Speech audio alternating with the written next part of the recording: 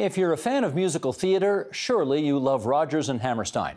Oklahoma, Carousel, South Pacific, The King and I, The Sound of Music. They're all classics from the minds of Richard Rodgers and Oscar Hammerstein II. Strangely enough, despite their magnificent collaborations, the two were never best friends, and for the most part didn't even create their masterpieces in the same room. Let's learn more about this dynamic duo from Todd Purdum, who tells their story in his latest book. It's called Something Wonderful: Rodgers and Hammerstein's Broadway Revolution. And Todd Purdum joins us now on the line from Culver City, California, and it's great to have you there. Todd, how are you doing tonight? Lovely to be with you. Thank you. Let's just first learn some of the basic biographical information about these two. Richard Rodgers, born in 1902, Oscar Hammerstein II in 1895. How did they eventually meet? Well, they came together, really. They'd known each other for years as colleagues and competitors in the world of musical theater on Broadway, but they came together as a result of a midlife crisis. Oscar Hammerstein had had huge success with Jerome Kern in the 1920s with Showboat, but he'd had 12 straight years of failure by 1942. Richard Rodgers had had 20 years of unbroken success with his partner Larry Hart, but Hart was falling prey to hopeless alcoholism and didn't want to work anymore. And he especially didn't want to work on the project that Richard Rodgers had in mind, which was a musical adaptation of an old play called Green Grow the Lilacs. So he turned to Oscar Hammerstein. On the basis of a handshake, the two formed a 50-50 partnership, and as you point out, they were well into middle age. And the first show they did together became Oklahoma, which was a monster hit and changed Broadway forever. We're going to go into Oklahoma into some more depth a little later in our discussion, but I mentioned in the intro that they often didn't create their masterpieces in the same place at the same time. How did they, in fact, do it? Well, they would get together to sketch out the outlines of their shows and figure out, how the basic mechanics should work and where the song should go.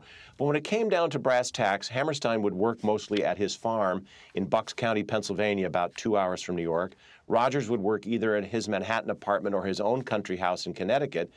And Hammerstein wrote the words first, which was in 90% of the cases. And that was exactly the opposite of the way both guys had worked with their previous partners. And one of the effects that I think that had was Richard Rodgers was setting the words to music. So the characters, the emotions, the personalities, the philosophy was already on paper. And I think that made his music, A, fitted beautifully to the words, and B, deeper and richer in its tone and its content because it was reflecting words and thoughts that were already there. Maybe a bit of an odd question. They clearly respected each other and collaborated well. Did they like each other? They did go to their graves, each one confessing to friends that he wasn't sure the other had really liked him. They didn't pal around. They didn't really socialize very much outside of work. They had a beautifully harmonious working relationship. There's not really any evidence of a strong disagreement that they ever had over creative issues. But they were very different personalities, and they were very private, each of them in his own way. And I think they knew that they had a wonderful thing going, and they'd better not rock the boat. And so Hammerstein tended to have a few small resentments of Rodgers because Hammerstein, as you pointed out, was senior in age, senior in experience. But he came together with his tail between his legs as a failure, and I think he was very reluctant to upset the boat that was floating so smoothly on the seas. And so I think they squelched down a lot of things that might have undone the partnership if they ever had a knockdown, drag-out fight. Okay, as promised a moment ago, I want to take a deep dive into a play that came out 75 years ago. This is Oklahoma, their first great collaboration. I want to play a little snippet here. This is Gordon MacRae singing in the movie, which came out a dozen years after the stage play does. So let's play this clip and then we'll come back and chat. Sheldon, if you please. There's a bright golden haze on the meadow. There's a bright golden haze on the meadow. The corn is as high as an elephant's eye, and it looks like it's climbing clear up to the sky. Oh, what a beautiful morning.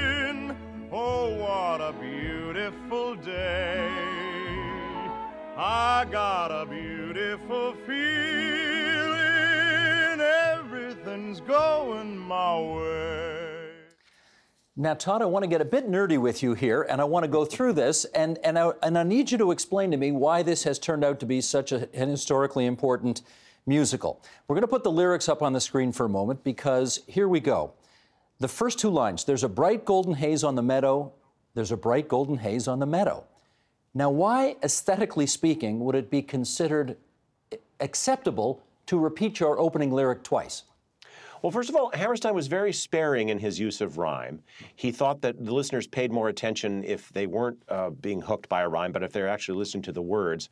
And this is a very unusual form of a song. It's not in the standard popular song form. It's more in the form of a folk ballad, like something that Stephen Foster would have written. And Hammerstein did that very deliberately. He was very proud of the construction of this song, and he predicted that it would be sung in camps and schools years hence, and of course he turned out to be right.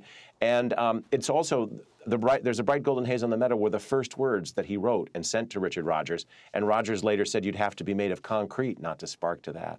Okay, let's go to the third line there. Again, Sheldon, if you would, put up the graphic. We've got the opening two lines. And then the third line, the corn is as high as an elephant's eye. Why would the metaphor of an elephant's eye be so effective if you're talking about how high corn is? Well, Oscar Hammerstein initially had said the corn is as high as a cow pony's eye, but he realized when he took a walk around his farm and saw where this growing corn was that by midsummer it was far taller than a cow pony's eye. And something about also the words elephant's eye, that alliteration is very appealing to the ear, and it's easy to sing. Cow pony would be a hard combination of words to sing, whereas elephant flows sort of trippingly off the tongue. No, that is true. And then again, let's finish off this stanza here. Then we come to, oh, what a beautiful morning, oh, what a beautiful day. I've got a beautiful feeling, everything's going my way. Again, nothing there seems particularly profound, so why do you think it works so well? I think because of its very simplicity. This is how the show opened. These were the opening notes that you heard. And an old woman was churning butter on the stage, and this cowboy was singing off stage and came onto the stage. And that's exactly the way the play had begun, with the cowboy singing in the wings and the old woman churning butter. And Hammerstein recalled, you know, that's not how musical comedy started. They always started with a big chorus number. So they considered and discarded a number of ideas. Should they have a quilting bee or a strawberry picking festival or a barn dance or something? And Hammerstein decided that all those seemed hokey, so they decided to start it just the way the play had started it. And precisely because it was so quiet and so naturalistic, it landed on Broadway on opening night with enormous force because it was unlike anything anybody had ever seen in the musical theater. And that's partly why it was such a sensation, because it was so different. Okay, 2 years later, 1945, they come out with Carousel. Yeah. There is a scene in Carousel where the male lead strikes the female lead hard. And back then, clearly, it didn't cause much of a fuss. But today, when that play is performed, and I've seen it as recently as a few years ago, there is a gasp in the audience when that happens. Does this play hold up, in your view, as well over time? Well, you know, there was just a revival on Broadway last spring with Renee Fleming and Jesse Mueller, and it was complicated. They softened some of that in the play in the Me Too era, and I think many audiences and critics found the whole thing rather unsatisfying. It is a period piece. It is of its time. I think it does make modern audiences very uncomfortable. And it must be said, it made audiences in 1945 uncomfortable, too. And Rodgers and Hammerstein and the producers of the Theater Guild who did the play were worried that this character, who was very unsympathetic in many ways, kills himself partway through the second act rather than face the music and face the arrest for the crime he's committed. So it's a pretty dark, and it's much more like an opera in the darkness of its themes, really. And I think your point is well taken, that each generation has to discover it on its own terms and accept it or reject it. But it is a painful moment in the show, and it's a painful moment, on the stage. Mm-hmm. I do want to talk about one song in particular, and you're comparing it to an opera is actually right on for this. Because the song Soliloquy goes on for, I mean, it's got to be 7.5, 8 minutes long, something like that. And this is, again, the male lead, who's this ne'er-do-well guy who spends 90% of this song thinking about the son he's about to have, and then it suddenly occurs to him, well, what if he is a girl? And I want to show a clip now of 76-year-old Frank Sinatra interpreting this song called Soliloquy. Here we go, Sheldon, if you please. She's got to be sheltered and fed and dressed with the best that money can buy. I never knew how to get money, but I'll try.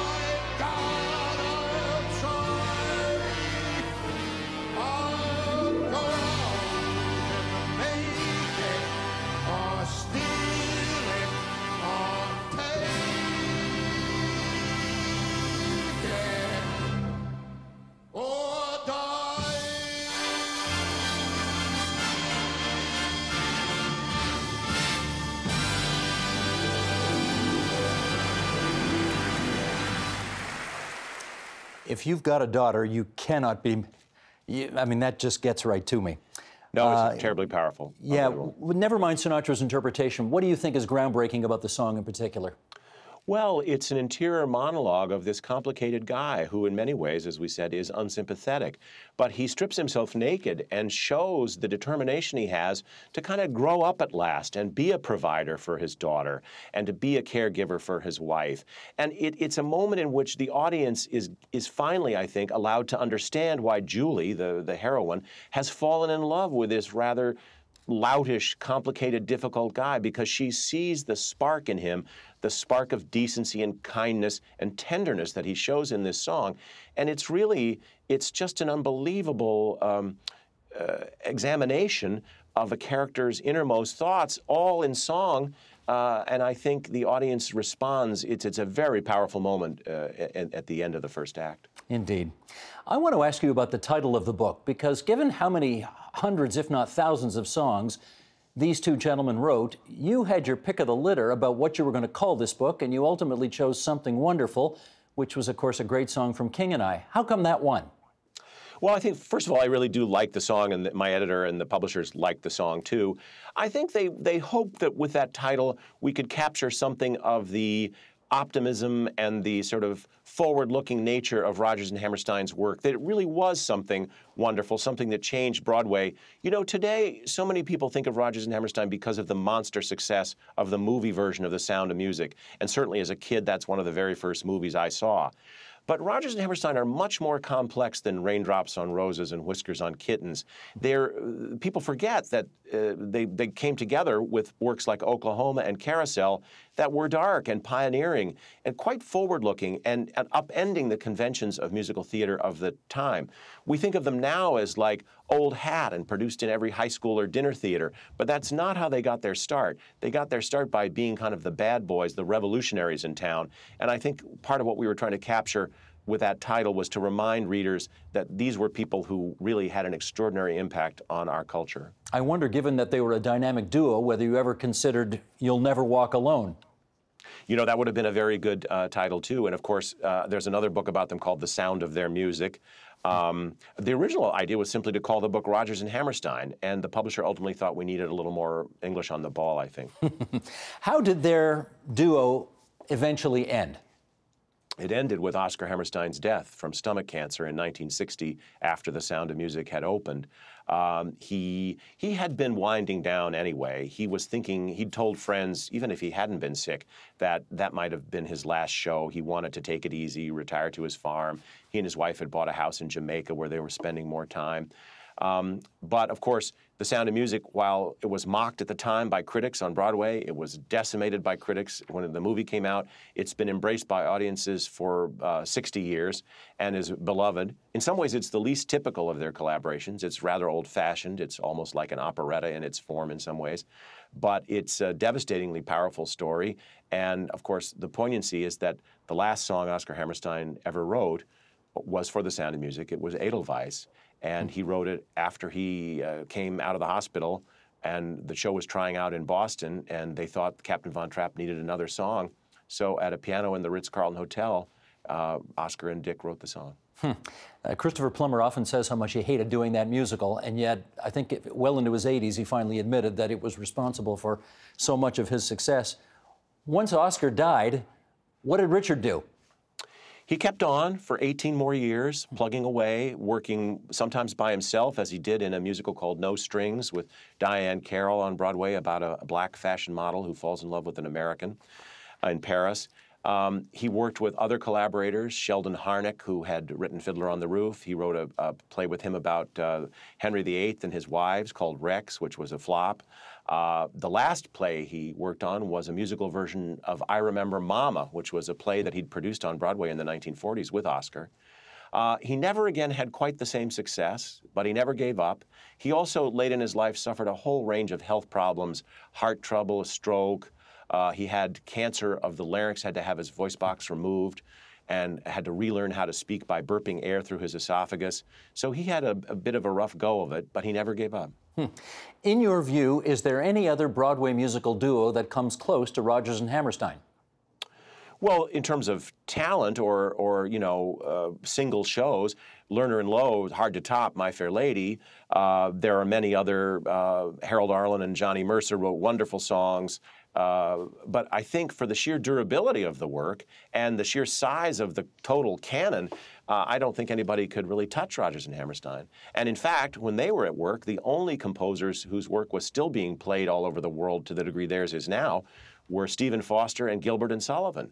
And I suspect that 100 years from now, the songs of Rodgers and Hammerstein will still be being played all over the world. I imagine you hate this question, but I also imagine you get it all the time, so I don't want to be the exception to the rule. What's your favorite musical of theirs? Well, I don't hate it at all. It's hard to answer. It's a little bit like picking your favorite child. But I think the answer I usually give is South Pacific, which was the play they wrote after World War II. I'm a journalist, and that play is very journalistic. It almost has a rip-from-the-headlines feel. It came out at a time when everybody in America would have had some experience of the recently ended war. And there's no traditional choreography. There's kind of stylized movement that takes the place of dance. It's a powerful story of interracial romance, tolerance, prejudice. It has very important themes. And I think in some ways, it's the most political of their shows. So most of my day job has been as a political reporter, and I suppose that appeals to me about it. It also has wonderful songs. Well, would your single favorite Rodgers and Hammerstein song also come from that musical? Well, I love Carefully Taught, which is an explanation on Oscar's part that prejudice isn't born in you, you have to learn it. I think, in terms of a single song, it's really hard to find a better song than Something Wonderful from The King and I, which is a very beautiful, moving, dramatic song about the imperfections of love and how we see through that to find the love anyway. It is fantastic. Are there any current musicals, or let's say even of the last 5 or 10 years, that you think match what they were able to do? Well, I certainly think it's impossible to think of Hamilton without thinking of Rodgers and Hammerstein, because Hamilton has done for today's musical theater something like what Oklahoma did in the 1940s. It's kind of shown a new pathway, a new genre, hip-hop, rap, a blending of styles. It's also taken the culture by storm. It's put Broadway back on the map of pop culture in a way that it hasn't been in a long, long time in terms of, best-selling album and being a cultural phenom. And finally, it's also become what Rodgers and Hammerstein shows were so often in their days, an all but unobtainable ticket. And South Pacific, for example, when it opened, was so popular that souvenir shops printed fake ticket stubs that people could leave on their coffee table as if to say they'd been to the show when they hadn't actually been able to go. That is clever. Todd, I wonder if I could finally ask you whether you think there is still a bright golden haze on the meadow. Oh, there's always a bright golden haze on the meadow. You have to keep your chin up, when you walk through a storm, et cetera, et cetera. I think the optimism of Rodgers and Hammerstein is always in fashion, and we'll always need it, and we'll always benefit from having it. Amen to that. I just love the book so much, and I'm so glad you could spare some time for us on TVO tonight to talk about it. It's called Something Wonderful, Rodgers and Hammerstein's Broadway Revolution. Todd Purdum has been our guest. Thanks so much, Todd. Thanks so much for having me.